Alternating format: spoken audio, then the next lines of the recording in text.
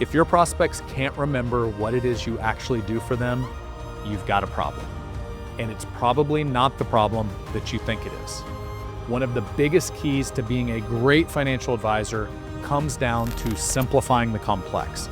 And that's hard to do when it comes to building a complete and holistic financial plan. You remember the saying, a picture's worth 1,000 words? Well, that means that a physical example is even more valuable. And when most advisors explain what it is they do, that's all it is. It's an explanation. It's words that require an imagination. Nothing you put in front of them was real. Think about who you're sitting across the table from. Typically an older retiree, maybe a pre-retiree client. They grew up with newspapers, not iPhones, books, not Kindles, photo albums, not camera rolls. And what does our industry typically show up with? A laptop, a screen share, a bunch of charts and graphs to go along with a whole lot of talking. So they leave, they get in the car, a bit confused, a bit more overwhelmed, a bit more not sure where to start. Welcome to part 1 of a 3-part series on the 3 visuals missing from almost every financial advisor presentation. It's the cheapest to build, the easiest to start tomorrow, and by far the most overlooked. So let's get to what it is. Before I show you the solution, let's get to lesson 1, why it matters. And by the way, make sure you watch until lesson 2, where I show you the actual sample. When it comes to sales, which we define as a transfer of belief at Triad, your prospect has to understand what they are believing in. So without a clear, easy way to understand this, you are creating your own objections without even knowing it. Let's use the example of probably the most famous show on the planet that sells stuff. I'm guessing by now you've already seen at least a few episodes of the TV show Shark Tank. Most importantly, let's break down what happens. The entrepreneur comes out. They do their pitch on their product and how it's life-changing. But then what happens after every pitch? What do they present the sharks with? That's right, the physical sample. They hand one out to each shark. The product they can touch, feel, turn over, look at, ask questions about. They bring the idea into the real physical world. So how does this apply to the world of financial advising? Well, really the same concept of showing the client a sample of your product applies. So what is that? Well, it's your financial plan, of course. Ideally, it's trademarked with your individual name that is specific to your firm, but then actually referencing it during your seminars, educational events, and appointments. It's a physical, tangible representation of your actual plan. A binder, a printed document, a folder with weight to it. Something the prospect can hold in their hands, flip through, and start to understand how your firm would create a roadmap to get them from where they are today to where they actually want to be in retirement. I know, sounds almost too simple. Stay with me, because the reason this works isn't the binder itself. It's what the binder represents to the person on the other side of the table. Let me back this up.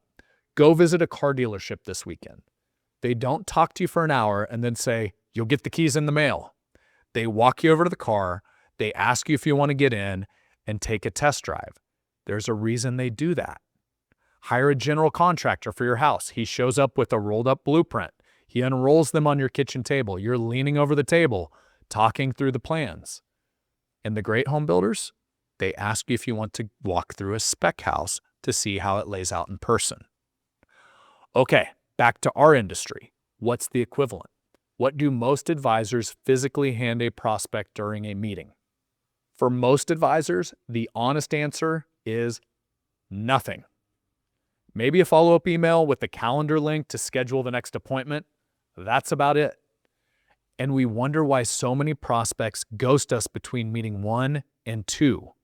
If we're honest with ourselves as an industry, we do a horrible job of showing them how we help. And here's one thing I've learned coaching advisors over the years. Your product is essentially invisible. A financial plan is a strategy. It's a set of recommendations. It's hours of your thinking. But the client can't see any of that. They just have to take your word for it. And a physical representation of that plan changes the game entirely. And I'm not even talking about the information inside the plan. I'm talking about the experience of receiving it and more importantly, comprehending the value of it. When you physically hand someone something, the energy in the room shifts. You can feel it. The client straightens up a little. The spouse leans in. You stop being a person making a pitch, and you start being a person delivering a solution. And that thing has weight. Literally. There's a reason luxury brands put their products in heavy boxes with magnetic closures. It's not the box. It's what the box says about what's inside. So if you take nothing else from this one, take this. A conversation during an appointment lives for an hour. A physical financial plan lives forever. And your prospect seeing and feeling the difference is what leads to clarity. Hey, Brad here. If you're listening to this episode and you're thinking to yourself, I wish I had a framework, a training that would help me get from great financial advisor to great business owner. That means a financial advisor with multiple members on the team with a sales process that works whether or not you're in the room. Well, here's an opportunity. As a listener, as a viewer of this show, we run something called a sales lab at Triad. And what that is some of our best, brightest advisors showing you exactly how they made that leap.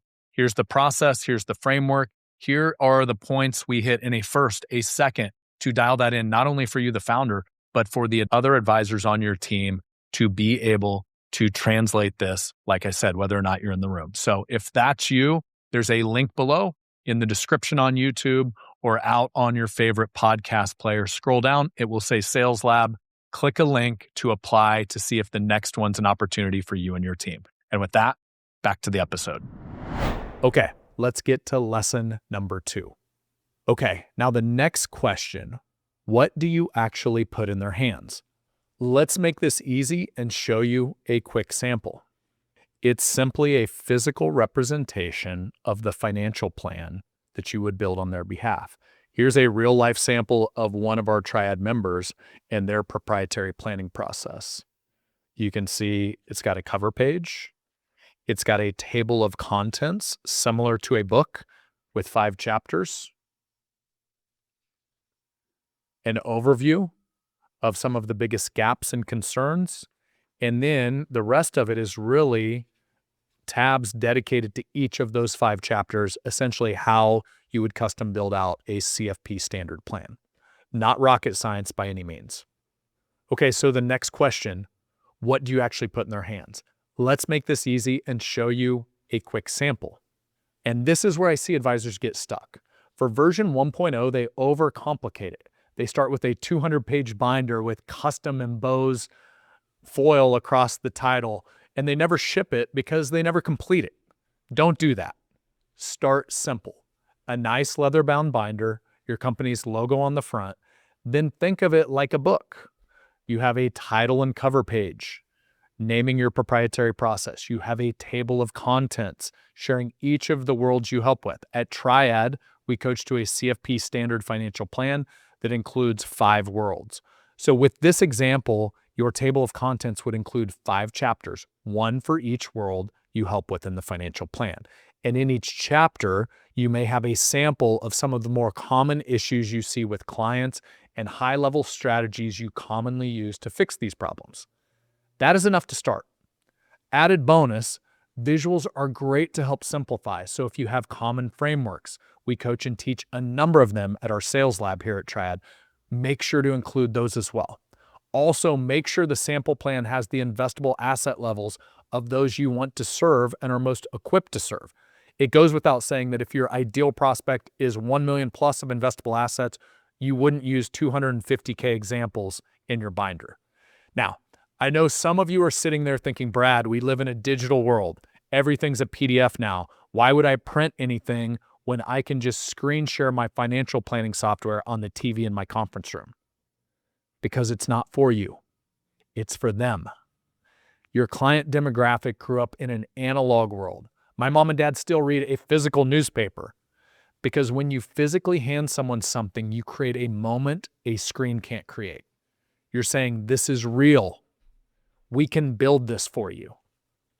When we started coaching around the use of a physical financial plan, allowing prospects to see a sample during the seminar, then being able to flip through it during a first meeting, the close rates jumped exponentially. Same financial plan, same financial advisor, same meeting process, simply incorporating the physical example of what you can build for them. Different results. Okay, let's get to number 3. And this one is the one most advisors mess up. Let's get to how you present the binder in the actual meeting. You can have the most beautiful financial plan in the country, and if you present it wrong, it doesn't matter. Here's what most advisors do. Into the first meeting, they slide the folder across the table. They say something like, here's some strategies to consider. Take a look at it when you get a chance. Oftentimes, they let them leave with it.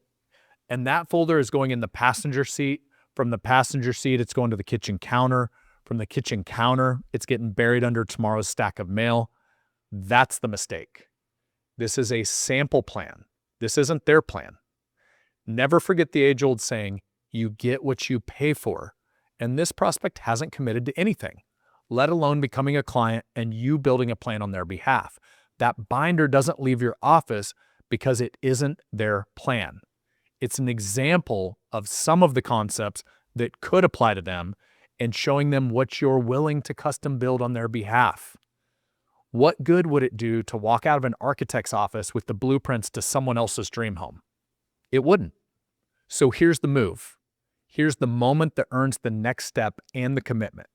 At the end of the first meeting, after you've identified the issues and concerns they have with their current plan, or maybe lack of one, you recap some of the issues you uncovered and reference the sample plan.